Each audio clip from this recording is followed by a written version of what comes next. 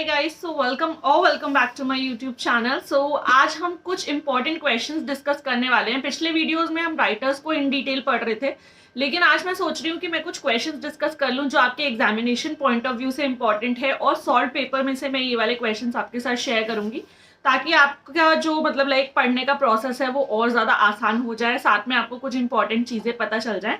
तो कुछ हम अप्रोक्सीमेट 5 to 10 क्वेश्चंस आज डिस्कस करते हैं इस वीडियो में, ताकि वो क्वेश्चंस आपके लिए भी इंपॉर्टेंट साबित हो जाए और साथ में रिवीजन भी हो जाए। ठीक है, जिन लोगों को पहले से पता है उनका रिवीजन हो जाएगा और बाकी लोग नई चीजें जान लेंगे। तो चलो स्टार्ट करते हैं।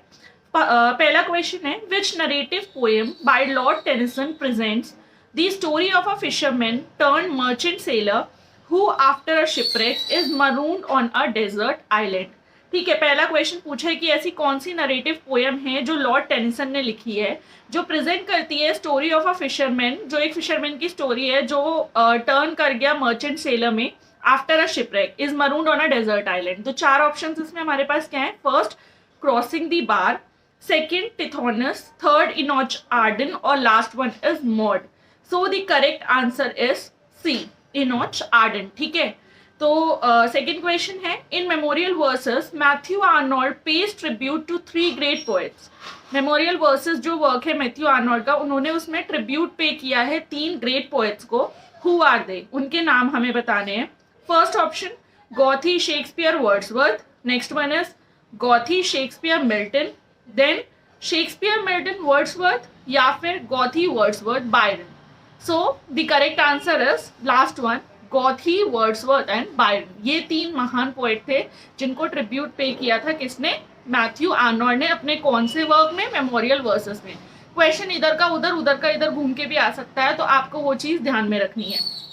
Next question, the years in English literary history between 1649 and 1660 are known as. ये जो टाइम पीरियड है इंग्लिश लिटरेरी हिस्ट्री में 1649 से लेकर 1660 के बीच का, इसको हम क्या बोलते हैं?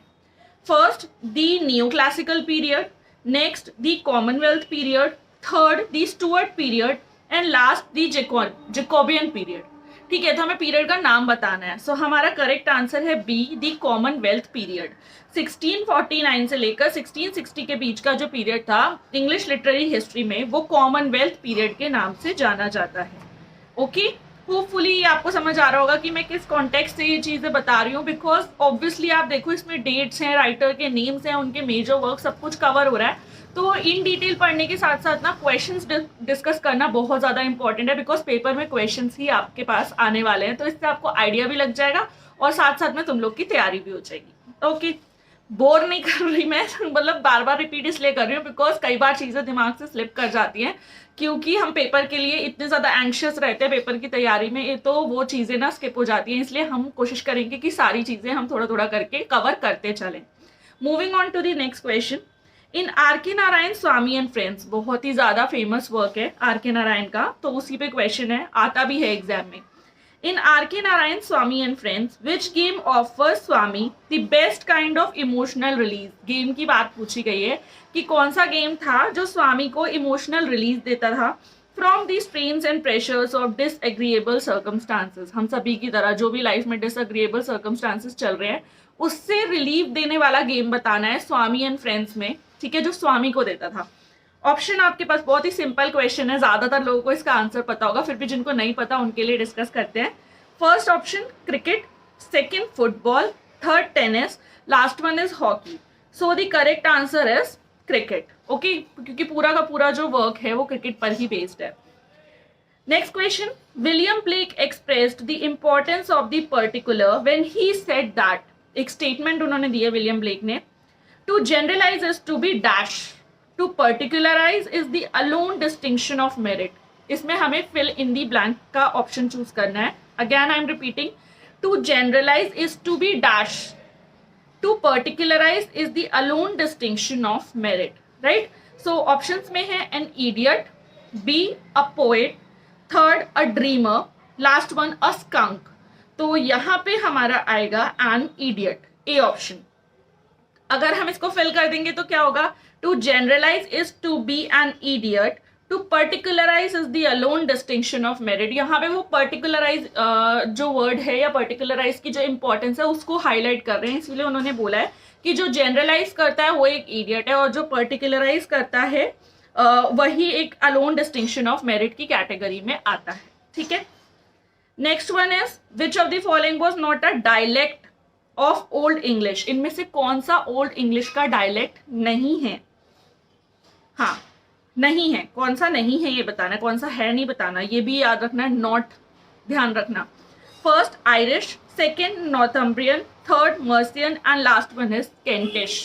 सो the correct answer is Irish. Okay, ये हो गया हमारा। इसके बाद next question, who among the following is the author of account of the Augustan age in England 1759। कौन है इनमें से author account of Augustan age in England का, जो कि 1759 का वर्क है? First one is John Gay, second William Hazlitt, third Oliver Goldsmith and last is Samuel Johnson. So हमारा करेक्ट आंसर है सैमुअल जॉनसन, हमारा option D.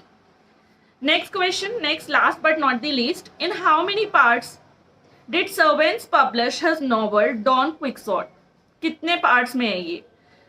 A3, B5, C2, D12। So the correct answer is C, that is 2। ठीक है, सो इसी तरीके से paper में questions पूछे जाएंगे आपसे, घबराना नहीं है। ये सारे क्वेश्चंस ना आपको ऐसे टिप्स पे याद होंगे जब आप इन डिटेल चीज़ों को पढ़ते चले जाओगे। मुझे पता है इतना ज़्यादा ना तो टाइम होता है और ना ही हमारी कैपेसिटी होती है कि हम इंग्लिश लिटरेचर इतना वास्ट है उसको हर एक चीज़ को हम मगअप कर पाएँ या हर एक चीज़ को हम समझ पाएँ। इसीलिए वीडियोस जो है मैं क्रिएट कर रही हूँ ताकि मैं जो जो इम्पोर्टेंट चीज़ें हैं ना वो तुम लोग के साथ शेयर कर सकूँ, बिकॉज तुम्हारा जो काम है, तुम्हारी जो मेहनत है उससे थोड़ी आधी हो जाएगी। क्योंकि नोट फॉर्मेशन तुम खुद से करोगे, खुद से चीज़ें करोगे, बहुत टाइम लगने वाला है और पेपर में जो है ज़्यादा टाइम नहीं है। सो इसीलिए मैं बता रही हूँ कि भाई फॉलो करो वीडियोस को, क्योंकि ये सारे सॉल्व पेपर्स भी हम डिस्कस करेंगे इन डिटेल भी, राइटर को मेजर माइनर वर्क जितना भी मटेरियल मेरे पास होगा वो सारा मैं आप लोगों के साथ डिस्कस करने वाली हूँ इसी चैनल पर। तो अगर न्यू हो तो जल्दी सब्सक्राइब करो, बेल बटन हिट करो, वॉइसेस को अवॉइड करो, थोड़ा सा तो कहीं ना कहीं परेशानी रहती है, हमको फोकस रखना है अपने काम पर। ठीक है, जैसे वो अपने काम पर फोकस रख रहे हैं सब्जी बेचने पे, हमें अपने पेपर की तैयारी करनी है। फॉलो कर लो इंस्टाग्राम पर, कृधा ट्यूटोरियल के नाम से है। ठीक है, फॉलो कर सकते हो, वहां पे भी मटेरियल मिल जाएगा। बाकी मैं मिलूंगी बहुत जल्द, न्यू वीडियो लेके आऊंगी जिसमें कुछ और डिस्कस करेंगे हम नया। अगर वीडियो इंपॉर्टेंट साबित हुआ है तो नीचे जल्दी से कमेंट सेक्शन में बता दो किस टॉपिक पर अगला वीडियो देखना है, और लाइक शेयर कमेंट जरूर कर देना। मिलती हूँ, bye bye, take care, all the best for your preparation, bye.